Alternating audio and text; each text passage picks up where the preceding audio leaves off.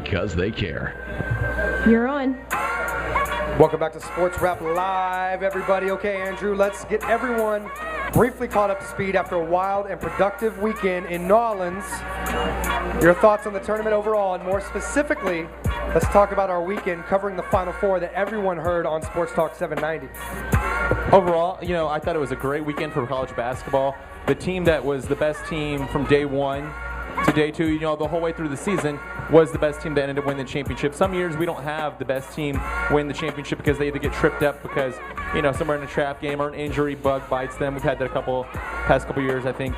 But this year we had a team that really lived up to the potential, lived up to the hype, lived up to all the expectations, even by Big Blue standards. I mean, they really only lost 2 games, and one of them was by a last-second three-pointer where they basically, it was the 10th game of the season. They were still trying to find themselves. And then a Vanderbilt team that I'm not sure Kentucky was really focused in on that game, and they're more looking forward to the tournament. So, outside of those 2 blemishes, they won every tournament game by over 10 points. That's impressive. So, I think Kentucky really, it was their coronation. It was a great weekend for them. Also, to go to with that, I thought we had a pretty good championship game. I thought Kansas, they were a little bit out of it to start the first half. They didn't really, when Kentucky threw that first blow, they didn't counterpunch. They kind of tried to hang around for a while. And then in the second half, they did make their run. There was a couple moments where we both kind of looked at each other like, is this going to happen? Like, is this going to happen again to Coach Cal? But it didn't. Kadoma sure thought so.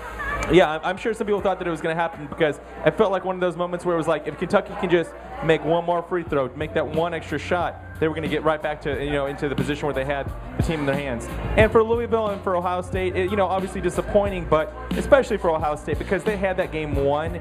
They really did. They had that game won, and at the end they kind of just choked it away with their scoring.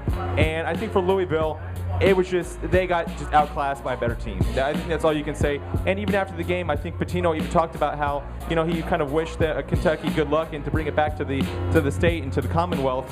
And it overall was a very good classic tournament. There wasn't any, for the Final Four, there wasn't any really buzzer beaters per se. Any games that went even into, only a few going to overtime, but none that really stood out as far as buzzer beaters. But overall, a good tournament. Not that many injuries that really debilitated teams. There were, the suspension of Fab Melo and the suspension of Jamar Samuels for Kansas State that kind of took away. But overall, a pretty good tournament. I would say a pretty good tournament. Definitely. Focusing on the national champs themselves, Calipari finally gets the monkey off his back, gets number 1. Now, when the championship hats came out, I thought it was for Cal, number 1, but it said no one greater. Yeah. But you know what? Remember the last time he faced Kansas in this tourney, we talked about it last week ad nauseum, up 9 with like 4 minutes left to go. Kansas did the same thing that they did to Kentucky, although Memphis melted down. This Kentucky team, who has played like almost semi-pro team all season long, really huddled themselves up, got their focus back, made the stops they needed to make, and closed out the game.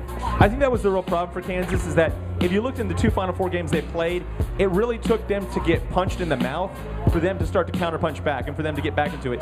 And you can't do that with a Kentucky team like this. If you get punched right now with, which is the haymaker, you're probably liable to fall down for a while and for a few rounds before you can get your bearings. And it seems like Kansas just dug the hole too deep and was never able to really. It got close. It got to, I think, maybe 6, and we were like, is this going to happen? But then they weren't able to bring it back up to the next level. They were against Ohio State, because Ohio State I just don't think is as good of a team as Kentucky. But with Kentucky, you just can't give them leads late in the game and expect for them to wilt. You have to go out and take it.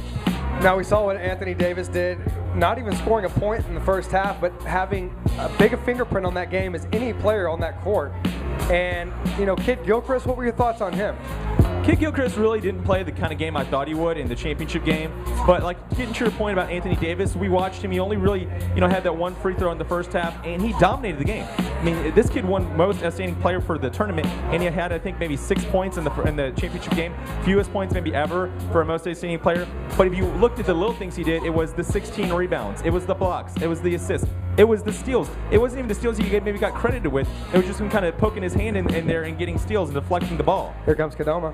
Ladies and gentlemen, ladies and gentlemen, I just want to remind you, you are listening to the 790 Sports Talk 790 AM bracket champion.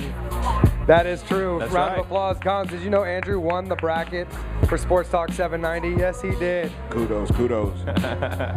Yeah. we found out while we were on the air, thanks to Clear Channel New Orleans for having us in the studio and doing our semifinal wrap-up on Saturday night, which was great. Had a great show. The drinks were flowing. You know, we were right in our wheelhouse. We had a great time out there. So you won it. Go figure. Go, Mr. Bracketology over here. Not only did he call it, but he called the final score within 2 points on one side and 1 point on the other, for a total of 3 points. I think I called it. Here's the 65. official final score from the press release. I called it 65-57. It ended up being 67-59. So that was pretty close. Yeah, you're pretty darn good. Continuing on with the game, though, I really think the star of the championship game, outside of Anthony Davis and his intangibles, was Dorian Lamb.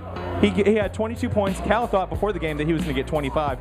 He really was everything they needed on the offensive end. I think he played a really polished game. He was pretty impressive. Outside of that, as far as for Kansas, Jeff Withey really seemed like he didn't know what to do with himself. I mean, he had some decent rebounds, but he had no chance with Anthony Davis. Thomas Robinson, though, 18 and 17. That's probably as close as you're going to get to a 20-20 game for a kid in the national championship game. I thought he really impressed me. You know, Tyshawn Taylor had a decent game. Not a great game. Elijah Johnson had a couple mistakes there at the end of the game that kind of hurt his team. But I don't want to say it cost the team the game because I think they were going to lose anyway. But overall, a pretty good game. I'm excited to see next year of the team that Cal is going to bring in there. So overall, your experience out there? Oh, outstanding experience. One of the top, maybe the best experience I had at a sporting event, mostly because of the access we had. But there were good games. The first game was a so-and-so game as far as the Kentucky and Louisville, but that Kansas game, that was down to the wire with Ohio State. And then the championship game was also very good because we got the best team did win, and they got pushed at the end. You know, they got challenged. I'm sorry. And they're really great kids. Let me just say that. Can I just say something? I didn't go. Yeah. I just want to put that out there. I did not go. You were there in spirit. Yeah, next time I'm going to leave my spirit here and I'll bring the physical to New Orleans. Do that. Maybe we would have actually gotten our special guest on the line by now if you were out there. We are waiting on the Trill to recognize the real Trill here at the table. We're waiting on Jay Billis to call in to kind of wrap up the entire college basketball season together because we ran into Jay Billis.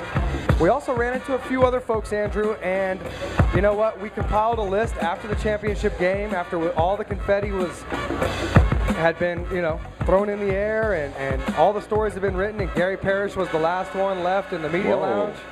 So what we did is we were in the King Suite at the Westin, shout out to the Westin, and we poured ourselves a nice Starbucks cup of peach Ciroc and cranberry, which was delicious. In a Starbucks cup? In a Starbucks cup. Okay. We got to keep it. Did you go venti on it? No. You went tall. No. It was actually chill mode. It was like we had so put no it peach in. Ciroc, peach schnapps. Peach Ciroc. Oh, peach. I thought you said peach schnapps. Peach Ciroc and cranberry. Because it is New Orleans, so you have to be very careful. So tasty. tasty. And they will hit you with some schnapps. So what we did, Andrew and I started compiling our list. Now we have a Met list, people we met and networked with, gave a card to, a flyer, crossed paths with, had great times with, and then we made a Saw list. So let's give them the Met list first. Let's start right at the top for the guy that we're waiting. Break my heart. Break my heart. Well, I know everybody you guys met that I didn't. People think that, because I make music, I'm still not a fan of I'm a big fan of a lot of different people. Are you a fan of Ashley Judd? Yes, I am a big fan of Ashley Judd. She has a new TV show, Missing. Which we saw here tonight at Junction Bar and Grill, the one show other than sports on the 42 screens. I look up while I'm eating dinner, show prepping, and who do I see? Ashley My Judd. new friend, Ashley Judd. That's your new friend? Well, I'd like to say she was, but she was very, very accommodating, very nice. We chatted for a minute right there at the sideline, and she was actually sitting right next to Phil Knight and Eric. I'm sure she was happy because who was she rooting for? Oh, you already know. The number one Kentucky fan, Kentucky alum herself, Ashley Judd. So she was having a great time. She absolutely was. She was out there with her wonderful husband, Dario Franchitti. Nice. IndyCar driver, who you'll see when you're on Gumball 3000. I will see him in Indianapolis. Stop by that pit and make sure you say hello from Well, that's what we're Live. watching. The Gumball is going to be watching from the pit. Huh. We're going to park the cars out in the grass, and then we're going to walk over to the pit, and we're going to watch the show from the pit. So when he pulls in to swap out those tires, I'm going to chunk him a deuce from Sports Rap Live. Thank you very much. Well, let's continue on. Andrew, the guy we're waiting on to call right now to get his opinion on Final Four. Jay Billis had a very special friend with him as they were coming down Bourbon Street. Yeah, he had Reese Davis, very popularized through College Game Day, the college basketball and college football versions. Does a great job hosting that thing from city to city to city. We definitely got to see him. Do you want to run through the rest of the list? Absolutely. Yeah, so we saw Billis, Reese Davis. We touched on Ashley Judd, Eric, the head of Nike basketball, who was there with Phil Knight. We got to see Samuel Jackson. Wait, he was there with Phil Knight? Yes. Well, Phil Knight was sitting next to them. It was actually. If you Was looked he at sitting next to them, or were they sitting next to him? I don't know how to call that. Everybody was sitting next to Phil. I'm one of going your to assume tickets. everybody was sitting next to Phil. Yeah. Yes. One of those At a tickets basketball had your- event like that. If I had to wonder if Eric got his tickets from Phil or Phil got his tickets from Eric, I'm going to go with Phil on that one. And you already know. Yeah. And Eric told some great stories, of course, about Nike basketball. He's been there 25 years. The guy doesn't look a day over 35. I mean, I guess that's what's happened when you just do it every day up there in Oregon and you breathe that good Northwest air. Absolutely. But yeah, shout out to Eric. He told us the great story about, and we could have a whole segment on the stories he told us, but how he had to run down to the corner store to get black gold toe socks because Michigan didn't have any socks to wear when the Fab Five was playing in the Final Four. And hence, that was the birth of the black socks the first year before Nike actually started producing the black socks. Many great stories about Air Jordans. He worked with Jordan over the years, development. So we promise you guys, in the near future, during one of Kodoma's segments, we will get him on. But let's continue down the list. This is a great one. Now Samuel L. Speaking with Mr. Chow. Mr. Chow from Hangover and Hangover 2. Yeah. We're having a great conversation. It was probably just all MF bombs. That's probably exactly what it was. They probably speak their language. That is their code. That's exactly what it was. And hey, a guy that I've admired growing up watching on ESPN and writes for the Boston Globe and was actually honored for the very awkward, coronation for the Hall of Fame as a writer. Bob Ryan was out there from PTI fame, of course. Got to say hello to him. I mentioned Gary Parrish. Yeah, all the CBS crew we got to sit next to there, actually sitting there, getting down on a little grub while we're all waiting for the game, and then also after the game, and trying to set their stuff up and get all their work in. Why don't you run down some of those names? Yeah, we saw, right off the bat, Gary Parrish, who I listen to his podcast all the time. It's great. He's probably one of the lead basketball writers in America. Jeff Goodman, who also writes there. He's formerly of Fox Sports, but now at CBS. Matt Norlander, who's kind of the young one of the crew. He also runs a blog out there. Saw Eamon Brennan, who runs the ESPN basketball blog out there for them. We also saw on Radio Row two Hall of Famers. We saw Bill Walton and John Thompson, which is pretty exciting. I actually got Bill Walton on Matt Thomas's show, so we actually got to sit next to him and just hear him. It's like somebody winds him up. He pontificates. He absolutely loves to tell stories about being in basketball for 45 His years. nickname to me would be, if I knew him, I would be like, you're the loquacious one. He just loves to talk. But he does a great job at it, too. So many stories. Such a great storyteller. I would have loved to have asked him one question, like what does he think was his most impressive performance? Oh, he told us. No. In front of Luke. Oh. Like, what was the game that he brought the boys out, that the boys got to watch him do his thing? That's a great question. I'd be interested in that. Well, maybe one day we'll effort Bill Walton. And then you flip it and ask him what was his proudest moment watching his son. Watching Luke. Yep. Definitely a raconteur. Wait. Am I giving away the sports talk? Am I giving away the Sports Rap Live secrets? They're trying to take him anyway, so we might as well just give him away. Well, this guy has no secrets, Swag. no closets in his skeletons in his closet. Charles Barkley, That's who right. you ran into. I saw him a couple times out there walking around for the CBS crew. Can I say Chuck is a great guy? Okay, Oh, yeah. I wouldn't want to be on his bad side and get thrown through a window. Skip Bayless. But thank you very much. But I walked down the entire breezeway there with Chuck, and we had a great conversation. He really took the time, was interested. Problem here. Thank you. Didn't get a chance to tell him we use that hotkey quite a bit, but he was gracious enough to get a photo, which you can see on our Facebook, Sports Rap Space Live, at any time. Now that was crazy. Yeah, it was. Another guy we saw was Dan Wolkin, who had a great time with the swag comments. He writes at the Daily. Another guy was Andy Staples, who I ran down because he does a lot of talking about not just college sports, but also about food. A great guy about food. And he kind of was the one that hit me up with the Koshan which is a place that we hit up of, what is it, Chapalupas? Yeah, on Sunday. I think it's how you say it. Yeah, on Sunday, which was great food that day. It was actually the Butcher, which is a nice little sandwich spot right behind Koshan. Extra special shout out to Koshan. That was an excellent restaurant. Probably the best food that I've ever had in New Orleans, and that's saying a lot as someone that used to vacation there since they were a child. So if anyone goes to New Orleans, definitely have to check out the butcher shop next to Koshan. Koshan. Wow. It's nominated for a James Beard Award this year. Everything was phenomenal, from the pickles to the potato chips to the sandwiches. To the 2 sandwiches I ordered. Yes. Emeka Okafor, which we continue on our list. Absolutely. But I just want to give a special shout out to Monica, who sang the national anthem Saturday night. Don't worry, we'll get to our bad rap with the fray. Phenomenal, yes. Somebody will. Definitely. Also on the list of people we saw, Adam, was Dennis Dodd, also of CBS Sports. We saw Greg Doyle, who was also there of CBS Sports as well. He fame for writing a bunch of different articles there, and he was a great columnist. Pat Forty, who was there from Yahoo now. Terrence Jones and Anthony Davis, who you'll talk about, I'm sure, here in a minute. Mike Lupica, Wally Zerbiak, I ran into him at Radio Row. John Anderson of ESPN, we saw him, talk to him a little bit. Rod Strickland, who's assistant coach now for Kentucky.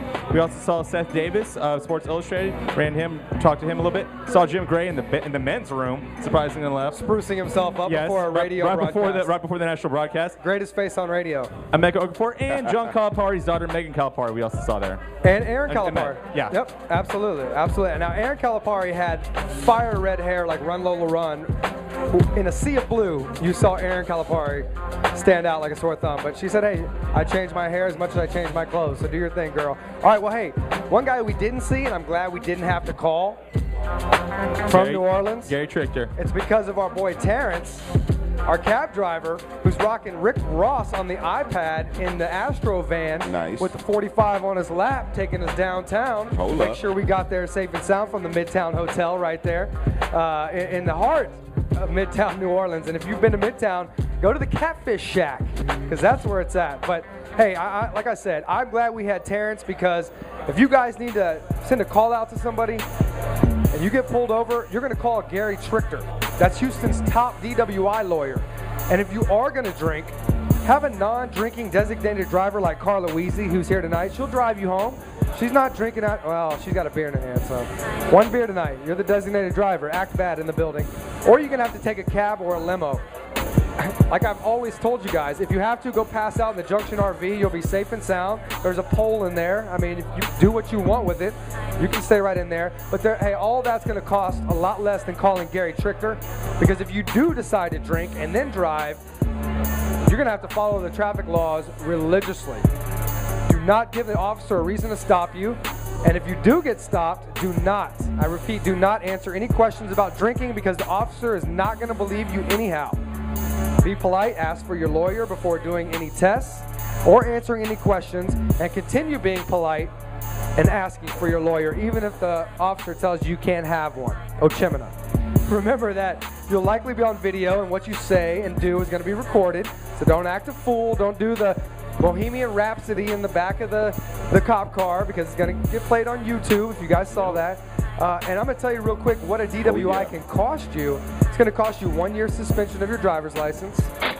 Real quick, 6 months in jail, a $2,000 fine, $3,000 minimum surcharge, which is a tax on your license, court costs, fees. I mean, it's going to cost you in excess of $12,000, and it's going to double or triple your insurance costs. Oh, man.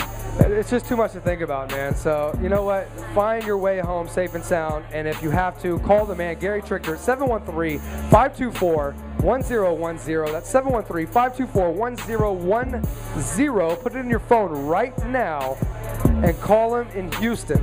Hey, my man Claudio, I told you earlier today, who you need to call? Gary Trichter. I know Claudio's tuned in right now. So visit TexasDWILaw.com for more information.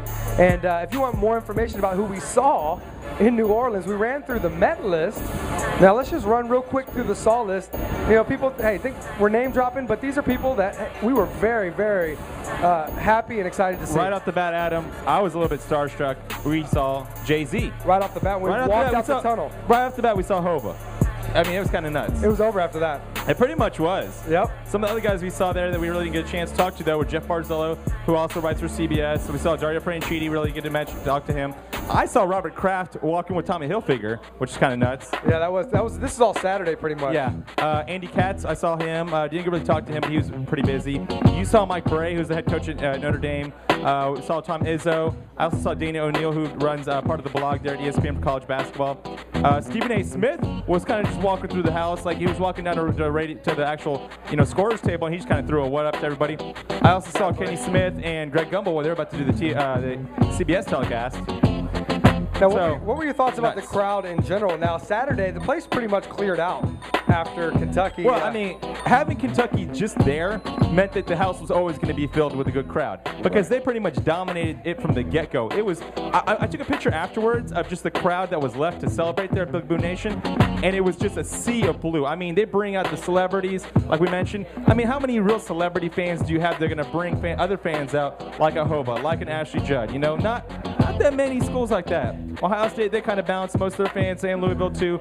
But, having two big blue bloods there, it's great because you had the true fans of college basketball out there. Last season, I went to the VCU games and the Butler games, and it really wasn't the same crowd because they didn't even fill up their student allotment because they don't have that many alumni. So, to have those four true blue blood schools, and we'll throw Ohio State in there as part of one of the blue bloods. They're pretty much good at a lot of sports, but it was a great crowd, I thought, overall. All right, well, let's talk about Coach Cal a little bit because, I mentioned and we heard a couple of other analysts in the days following the championship game talk about it.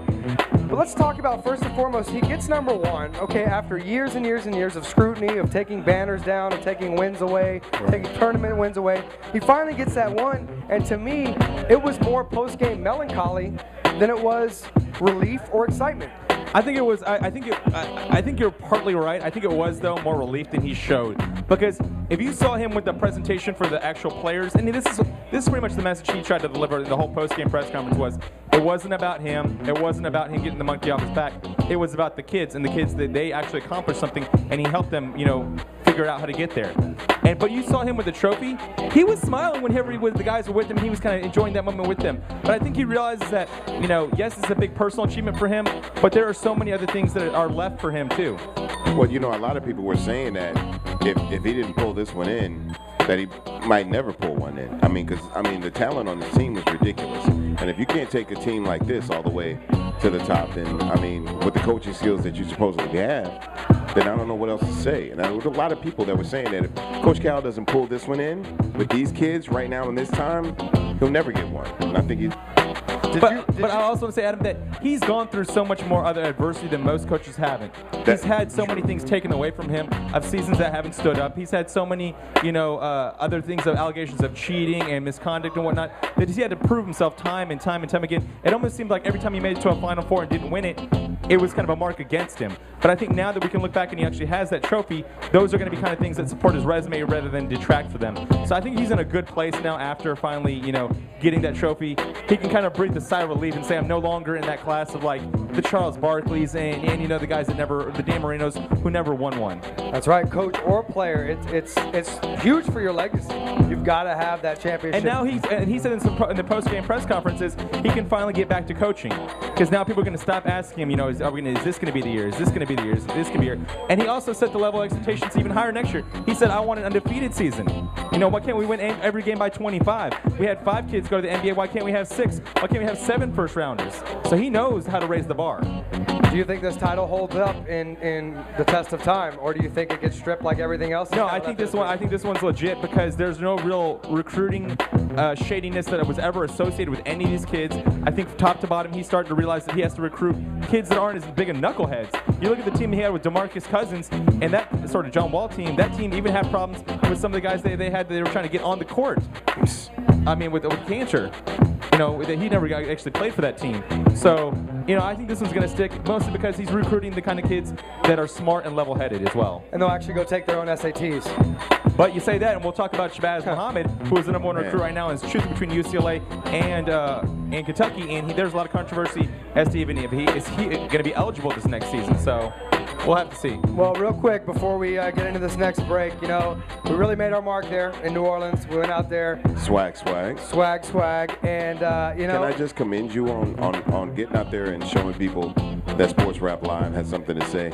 You went out there and represented the way we represent here, but then you also went and represented in the way that everybody else in the room represented. Because I think once people you start off with the swag, it's like, where's this guy going with this? But then you get there and you show that this show is legitimate about what we represent. There were national reporters that were tweeting out, what is this guy doing? Like calling Adam out, being like, he doesn't belong, he should have his press credentials revoked.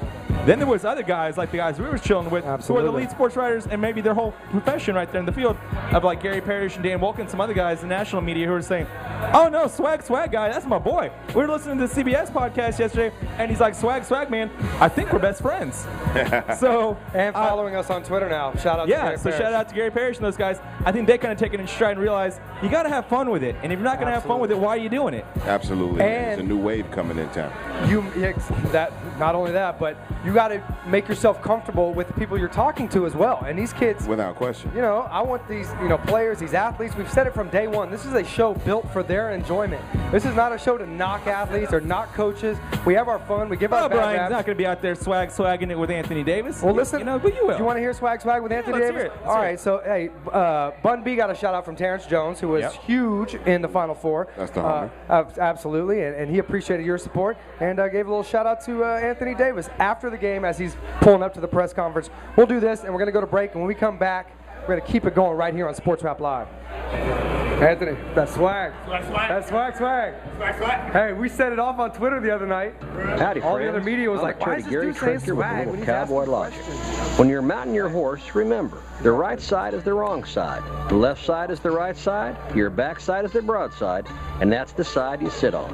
If you're pulled over for DWI, never do surprise exercises that might innocently put you on your back.